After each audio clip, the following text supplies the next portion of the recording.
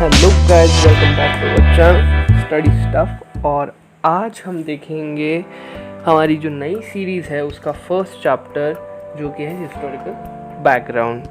देखो, ब्रिटिशर्स आए इंडिया में in 1600 as a form of East India Company. तो उनके पास एक चार्टर था जिसमें क्वीन एलिजाबेथ फर्स्ट ने उनको ये अथॉरिटी दी थी कि वो दुनिया में कहीं पे भी ट्रेड कर सकते हैं। 1765 में ब्रिटिशर्स को, मतलब ही ईस्ट इंडिया कंपनी को, दीवानी राइट्स मिले थे। दीवानी राइट्स मतलब राइट्स ओवर द रेवेन्यू, कि वो रेवेन्यू कलेक्ट कर सकते हैं। कहाँ का? बंगाल, बिहार और उड़ीसा का। अब आप सोच रहे होंगे कि 1600 में आए, 1765 में उनको राइट्स मिले, रेवेन्यू राइट्स मिले।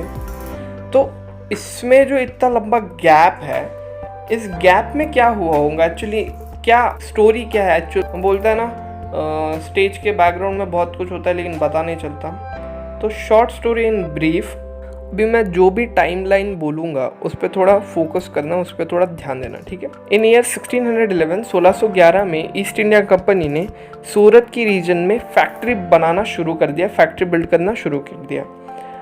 और 1612 में क्या हुआ, जेम्स फर्स्ट जो है वहाँ का जो किंग था जेम्स फर्स्ट, उसने थॉमस रो को इंडिया भेजा कि वो एक कमर्शियल ट्रीटी साइन करे वहाँ के एम्परर के साथ, जो था सलीम जहांगीर।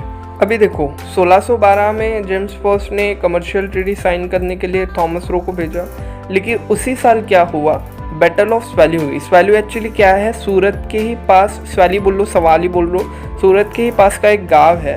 वहाँ पे एक बैटल हुई जिसमें कौन कौन थे, पोर्तुगीज और डच थे। और किसके अगेंस्ट ये बैटल थी? ईस्ट इंडिया कंपनी के अगेंस्ट। उस टाइम पे 5 लोग, 5 जो महासत्ता बोल सकते हैं, सत्ता जो थे, वो इंडिया में आए थे रूल करने के लिए, बिजनेस करने के लिए। लेकिन आखिरी तक सिर्फ ब्रिटिशर्स जो थे वही टिक पाए। तो ऑफकोर्स ये जो बैटल ऑफ स्वैली थी ये ब्रिटिशर्स जीत गए। उसी के 3 साल बाद, मतलब 1615 में जेम्स फर्स्ट कमर्शियल ट्रीटी के लिए मान गया, ठीक है। किसके साथ? जो मुगल एम्परर था नूरुद्दीन सलीम जहांगीर, उसके साथ। उसको राइट मिल गया कि वो सूरत में फैक्ट्री बना सकता है। किसको मिल गया?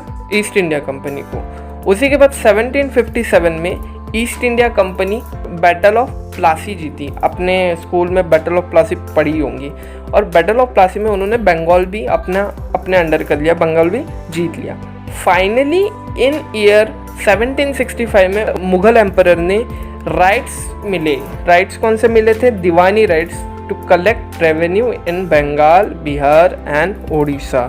अभी आपके दिमाग में जो भी मैंने बोला वो पिक्चर क्लियर हो गई होंगी कि कैसे क्या क्या हुआ। और ये ब्रिटिशर्स को यहाँ 1765 में इंडिया में कब्जा करना उन्होंने कैसे शुरू किया। तो अभी हम आगे देखते हैं। देखो, ब्रिटिशर्स को जब राइट्स मिल गए थे 1765 में कि वो रेवेन्यू कलेक्ट कर सकते हैं, तब बहुत ही बंगाल, बिहार और उड़ीसा उस टाइम पे बहुत ही अमीर राज्य हम बोल सकते हैं, प्रोविंसेस बोल सकते हैं, बहुत ही रिच प्रोविंसेस थे। लेकिन क्या हो गया था, ईस्ट इंडिया कंपनी जितने वो प्रोविंसेस रिच थे उससे दुगना ज़्यादा ईस्ट इंडिया कंपनी डप में जा रही थी। तो एक्चुअली ये हो रहा था कि जो ईस्ट इंडिया कंपनी के जो सर्वेंट्स है, जो वर्कर्स है, वो रिच हो रहे थे। क्यों? तुम्हें तो पता ही होगा, करप्शन के कारण। इसीलिए ब्रिटिशर्स ने क्या किया, कंपनी रूल लाया। ब्रिटिशर्स ने कंपनी रूल लाया। यहाँ पे 2 है, ठीक है। ईस्ट इंडिया कंपनी एक सिर्फ छोटा सा पार्ट है ब्रिटिशर्स का, तो उसके ऊपर, ईस्ट इंडिया कंपनी के ऊपर कंट्रोल करने के लिए ब्रिटिशर्स ने कंपनी रूल लाया इन 1773। देखो, 5 चार्टर एक्ट हुए, उसमें से सबसे पहला चार्टर एक्ट और रेगुलेटिंग एक्ट जो था ये था 1773 का। सेकेंड चार्टर एक्ट जो हुआ था वो 1793 में हुआ था। थर्ड चार्टर एक्ट जो था वो 1813 में हुआ था। और फोर्थ वाला जो था वो 1833। और फाइनल और लास्ट चार्टर एक्ट जो था वो था 1853। अगर आप ध्यान दोगे तो हर चार्टर एक्ट में 20 साल का डिफरेंस है, 20 ईयर्स का डिफरेंस है।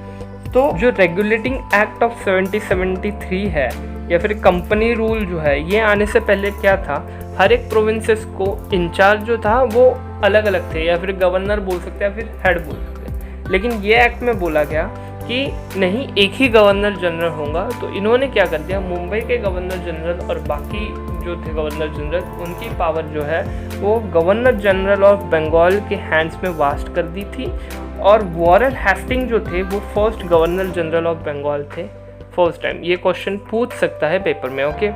Plus governor general of Bengal के साथ ही फर्स्ट टाइम एग्जीक्यूटिव काउंसिल भी दी गई थी, जो 4 मेंबर्स की थी। इसको 4 मेंबर काउंसिल भी बोलते हैं। साथ ही साथ गवर्नर ऑफ बॉम्बे और गवर्नर ऑफ मद्रास जो है, इनकी पावर जो वास्ट की थी वो की थी गवर्नर जनरल ऑफ बंगाल के हाथ में। इस एक्ट में कलकत्ता में सुप्रीम कोर्ट की एस्टैब्लिशमेंट प्रोवाइड की थी इन 1774। एक ही चीफ जस्टिस था और 3 जजेस थे।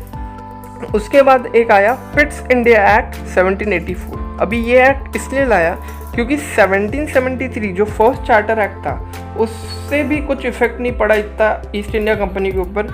वैसा ही सब कुछ शुरू था, करप्शन और भी बढ़ ही रहा था, कुछ उससे हो नहीं रहा था। तो इसीलिए पिछले एक्ट में जो नहीं इन्होंने ऐड किया था वो इसलिए उन्होंने सेकंड एक्ट लाया, पिट्स इंडिया एक्ट 1784। अभी पिट्स इंडिया एक्ट 1784 में क्या हुआ, इसको एक्ट ऑफ सेटलमेंट भी बोलते हैं। तो इस एक्ट में कमर्शियल और पॉलिटिकल फंक्शन ऐसे 2 अलग अलग सेपरेट बॉडी बना लिए।